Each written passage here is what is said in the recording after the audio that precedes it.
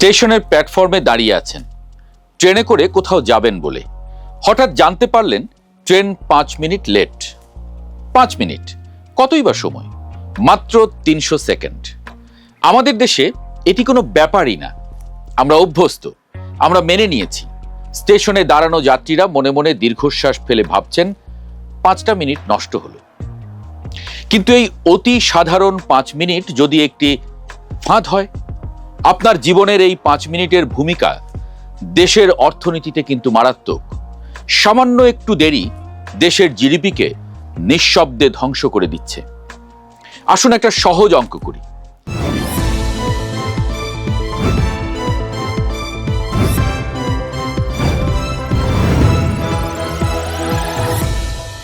বাংলাদেশ রেলওয়েতে প্রতিদিন 350-র বেশি ট্রেন চলে। বছরে যাত্রী যাতায়াত করেন প্রায় 8 থেকে 9 কোটি। গড়ে প্রতিটি ট্রেনে 1000 যাত্রী থাকলে একটা ট্রেন 5 মিনিট লেট করার অর্থ ওই ট্রেনে থাকা 1000 মানুষের প্রত্যেকের 5 মিনিট করে নষ্ট হওয়া। অর্থাৎ একটা ট্রেন লেট হওয়া মানে মানব জাতির 1000 মিনিট চিরতরে হারিয়ে যাওয়া। ঘন্টার হিসাবে 83 ঘন্টা। এবার এই হিসাবটা প্রতিদিনের 350টি ট্রেনের উপর অ্যাপ্লাই করুন। প্রতিটি ট্রেন গড়ে মাত্র 5 মিনিট করে লেট করলে প্রতিদিন দেশের মানুষের নষ্ট হচ্ছে প্রায় 29,000 কর্মঘণ্টা। বছরে 1 কোটি কর্মঘণ্টার অপচয়। একজন মানুষের 1 ঘন্টার অর্থনৈতিক মূল্য মাত্র 100 টাকা ধরলেও এই 5 মিনিটের দেরির কারণে বছরে 100 কোটি টাকার সরাসরি শ্রম নষ্ট হচ্ছে। কিন্তু ক্ষতি কি শুধু এই 100 কোটি? না, আসল ক্ষতি আরো অনেক বেশি। অর্থনীতির ভাষায় এই হারিয়ে যাওয়ার সময়কে বলে সিস্টেম লস। আসল খেলাটা শুরু হয় এরপর থেকে। অর্থনীতিতে একটা থিওরি আছে, বাটারফ্লাই ইফেক্ট। অ্যামাজনের জঙ্গলে একটা প্রজাপতি ডানা ঝাপটালে নাকি টেক্সাসে ঝড় উঠতে পারে। আমাদের রেল লাইনের এই 5 মিনিটের দেরি পুরো দেশের সাপ্লাই চেইনে ঝড় তোলে। কিন্তু রেল লাইনে শুধু মানুষ চলে না, চলে দেশের অর্থনীতি, ব্যবসার কাঁচামাল। চট্টগ্রাম বন্দর থেকে সুতো বা কাপড়ের রোল নিয়ে একটা মালবাহী ট্রেন যখন 5 মিনিট লেট করে, তখন ঢাকার কারখানায় উৎপাদন 5 মিনিট থমকে যায়। মেশিনগুলো অলস বসে থাকে, কিন্তু কারখানার বিদ্যুৎ বিল বা শ্রমিকের প্রতি মিনিটের বেতন সেটা তো বন্ধ থাকে না। ফ্যাক্টরি থেকে পণ্য খালাস হতে দেরি হলে পণ্যবাহী ট্রাকগুলো জ্যামে পড়ে। বিদেশে পণ্য পাঠানোর ডেডলাইন মিস হয়। একটি 5 মিনিটের ধাক্কা পুরো সাপ্লাই চেইনকে ধীর করে দেয়। ব্যবসায় লজিস্টিক্স খরচ বাড়ে, পণ্যের উৎপাদন খরচ বাড়ে, আর পণ্য উৎপাদনে 1 টাকা খরচ বাড়া মানে বাজারে তার দাম 5 টাকা বেড়ে যাওয়া। লজিস্টিক্স আসলে কি? একটা পণ্য উৎপাদনকারী থেকে ভোক্তার কাছে পৌঁছানোর পুরো প্রক্রিয়াটা। এটা হলো যে কোনো দেশের অর্থনীতির হৃৎপিণ্ড। আপনার শরীরে রক্ত চলাচল 5 সেকেন্ড বন্ধ থাকলে আপনি যেমন হার্ট অ্যাটাক করবেন বা স্ট্রোক করবেন, কোনো দেশের লজিস্টিক্স চেইন 5 মিনিট ধীর হলে পুরো অর্থনীতি স্ট্রোক করে। বিশ্বব্যাংকের ডেটা অনুযায়ী বাংলাদেশের মোট জিডিপির একটা বড় অংশ আসে উৎপাদন ও সেবা খাত থেকে। কিন্তু এই খাতের দক্ষতা সরাসরি নির্ভর করে পরিবহনের গতির উপরে। উন্নত দেশে মোট উৎপাদন খরচের মাত্র 7 থেকে 8% খরচ হয় লজিস্টিক্সে। আর বাংলাদেশে এই খরচ কত জানেন? প্রায় 15 থেকে 20%। কারণ আমাদের সবকিছুতেই সময় বেশি লাগে। এই যে সময়ের অপচয়, একেই বলে টাইম ট্যাক্স বা সময়ের কর। এই কর আমরা সরকারকে দিই না, এই কর প্রকৃতি আমাদের কাছ থেকে কেড়ে নেয় আমাদের অব্যবস্থাপনার কারণে। কিন্তু শুধু রেলের কথা বললে এই চিত্রটা অর্ধেক থেকে যাবে।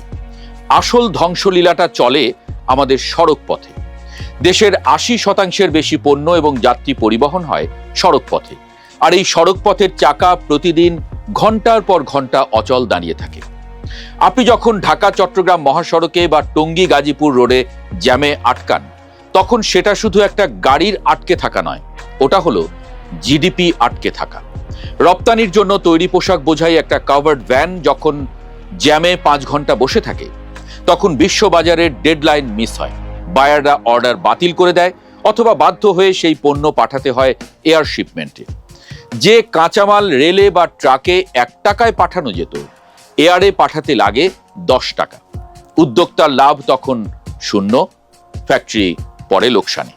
যানজটের কারণে শুধু মালামাল নয়, মানুষের মগজ এবং শ্রমেরও অপচয় হয়।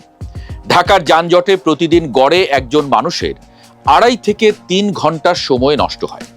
লাখ লাখ কর্মজীবী মানুষ কর্মক্ষেত্রে পৌঁছানোর আগেই জ্যামে ক্লান্ত হয়ে পড়েন। তাদের উৎপাদনশীলতা অর্ধেক হয়ে যায়। অফিসের যে কর্মীটি সকালে 2 ঘন্টা জ্যাম ঠেলে ডেস্কে বসেন, তিনি প্রথম ঘন্টা কাজই করতে পারেন না। বুয়েটের এক ভয়াবহ পরিসংখ্যান আছে।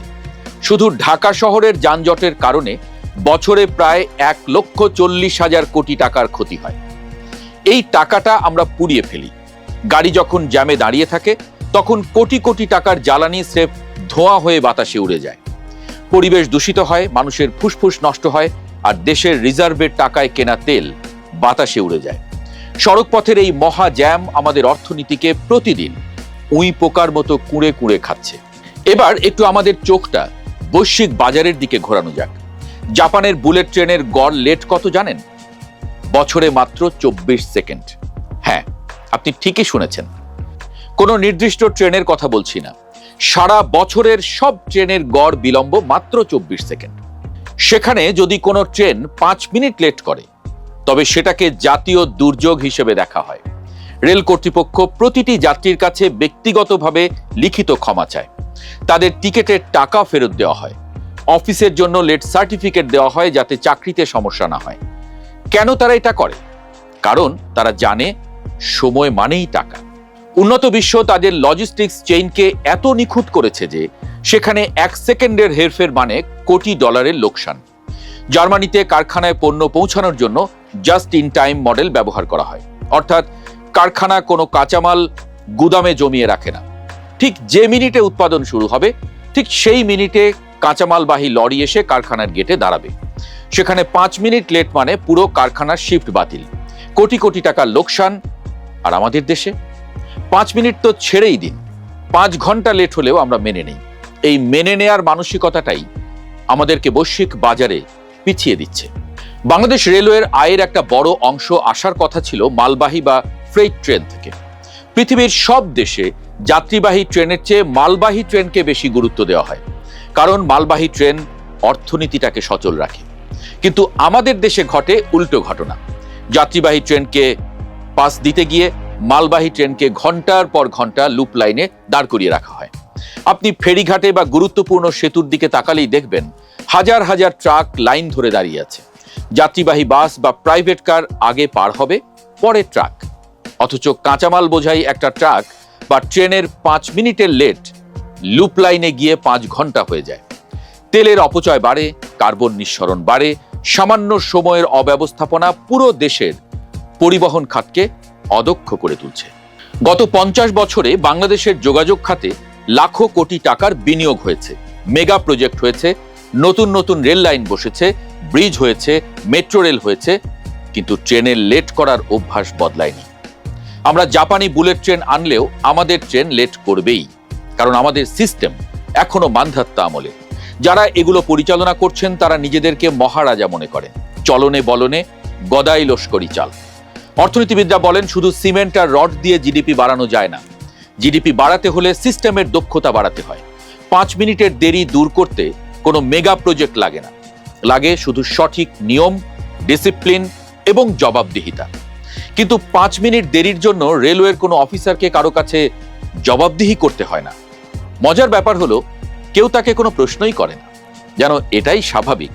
5 মিনিট লেট করাটাই যেন তার সাফল্য। বিশ্বব্যাংকের গবেষণায় দেখা গেছে বাংলাদেশ যদি তার লজিস্টিক্স এবং পরিবহন ব্যবস্থাকে শুধু ভারতের বা ভিয়েতনামের কাছাকাছি পর্যায়ে উন্নত করতে পারত, তাহলে আমাদের রপ্তানি আয় 30% বেড়ে যেত। জিডিপির প্রবৃদ্ধি বাড়ত কমপক্ষে 2%। 2% জিডিপি প্রবৃদ্ধি মানে জানেন? 1 লক্ষ কোটি টাকা, যা দিয়ে প্রতি বছর আমরা কয়েকটা পদ্মা সেতু বা মেট্রো রেল নিজেদের টাকায় বানিয়ে ফেলতে পারতাম। আমরা ভাবি আমরা গরিব দেশ, তাই আমাদের ট্রেন লেট করে, কিন্তু আসল সত্য হলো আমাদের ট্রেন লেট করে বলেই আমরা এখনো গরিব রয়ে গেছি। এই টাইম লস আমাদের জাতীয় দারিদ্র্যের অন্যতম প্রধান কারণ। এবার আসল কথাটা বলে যাই। এত বাধা, এত অদক্ষতা, এত সময় অপচয়ের পরেও আমাদের অর্থনীতি কিন্তু থেমে নেই। প্রতি বছর দেশের জিডিপি বাড়ছে। কিভাবে বাড়ছে? রাষ্ট্রের কোনো জাদুতে কিন্তু নয়। বাড়ছে দেশের কোটি কোটি সাধারণ মানুষের, তরুণ ও নারী উদ্যোক্তাদের পরিশ্রমে। তারা নিজেরা ঠকে ঠকে ব্যবসা দাঁড় করাচ্ছেন। ছোট দোকান, ক্ষুদ্র শিল্প থেকে শুরু করে বিশাল গার্মেন্টস সেক্টর, সবখানে আমাদের উদ্যোক্তারা আন্তর্জাতিক বাজারের বড় বড় পরাশক্তিদের সঙ্গে লড়াই করছেন। কিন্তু ভাবুন তো, এই উদ্যোক্তাদের যদি রাষ্ট্র একটু ভালো লজিস্টিক্স সাপোর্ট দিত, আমাদের ট্রেন যদি সময় মতো চলতো, যদি আমাদের পণ্যবাহী ট্রাকগুলো ফেরির জন্য অপেক্ষায় না থাকতো, আমাদের বন্দর যদি দ্রুত খালি হতো, তাহলে এই তরুণরা বিশ্ব জয় করে ফেলতো। যে পণ্যগুলো আমাদের কোটি কোটি টাকা খরচ করে আমদানি করতে হতো, তা হয়তো আমরা নিজেরাই রপ্তানি করতে পারতাম। তরুণরা তাদের দায়িত্ব পালন করছেন, কিন্তু রাষ্ট্র কি তার দায়িত্ব পালন করছে? সময় এসেছে এই প্রশ্নটা তোলার।